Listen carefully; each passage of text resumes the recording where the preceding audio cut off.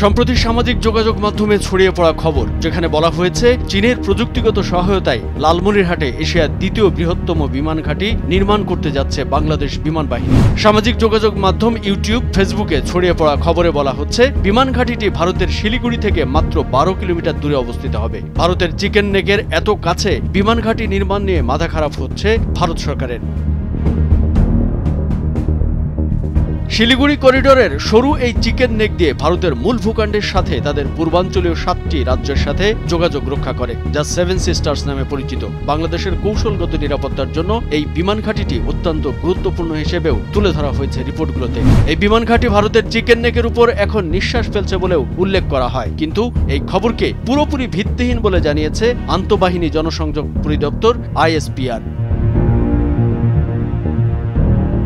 সম্প্রতি কিছু Facebook page এবং ইউটিউব চ্যানেলে পোস্ট করা হয় যে বাংলাদেশ বিমান বাহিনী লালমনিরহাটে 700 একর জমি নিয়ে একটি নতুন বিমান ঘাঁটি নির্মাণ করবে। সেখানে 70টি যুদ্ধ বিমান রাখার ব্যবস্থা থাকবে এবং এটি উত্তর পূর্ব ভারতের রাজ্যগুলো বিচ্ছিন্ন করার মতো কৌশলগত অবস্থান থাকবে। পোস্টে আরও উল্লেখ করা হয় বিমান ঘাঁটি 3টি বিভাগে ভাগ করা হবে: কমব্যাট অপারেশনস বিভাগ, রক্ষণাবেক্ষণ ও মেরামত বিভাগ এবং একটি মহাকাশ প্রযুক্তি বিশ্ববিদ্যালয়।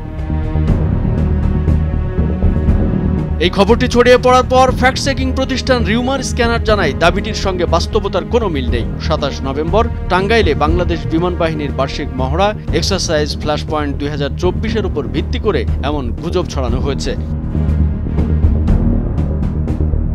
রিউমার স্ক্যানের অনুসন্ধানে দেখা গেছে বাংলাদেশ বিমান বাহিনীর অফিসিয়াল ফেসবুক পেজে মহড়া নিয়ে প্রকাশিত তথ্য বা সংবাদ বিজ্ঞপ্তিতে এই দাবির কোনো উল্লেখ নেই। মহড়ার দিন বিমান বাহিনী প্রধান air vice marshal Hasan Mahmud খানের বক্তব্যের সরাসরি সম্প্রচারিত ভিডিওতেও এমন কোনো পরিকল্পনার ইঙ্গিত পাওয়া যায়নি। প্রতিরক্ষা মন্ত্রণালয়ের অধীনস্থ ISPR স্পষ্টভাবে জানিয়েছে চীনের সহায়তায় বিমান ঘাঁটি নির্মাণের দাবি সম্পূর্ণ ভুয়া।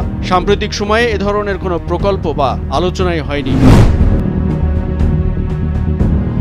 রিউমার স্ক্যানার স্থানীয় সাংবাদিকদের বরাত দিয়ে জানায় লালমনিরহাটে পরিত্যক্ত অবস্থায় একটি পুরনো বিমান ঘাঁটি রয়েছে, তবে সেখানে বর্তমানে কোনো কার্যক্রম নেই এবং নতুন করে বিমান ঘাঁটি চালুর বিষয়ে কোনো আলোচনা হয়নি। হাসিনা সরকারের পতনের পর বাংলাদেশ ভারতের মধ্যে কিছু বিষয়ে উত্তেজনার মধ্যে বিমান ঘাঁটি নির্মাণের মিথ্যা এবং ভিত্তিহীন দাবি তুলে একটি মহল উস্কানি দিতেই এটা করা হচ্ছে।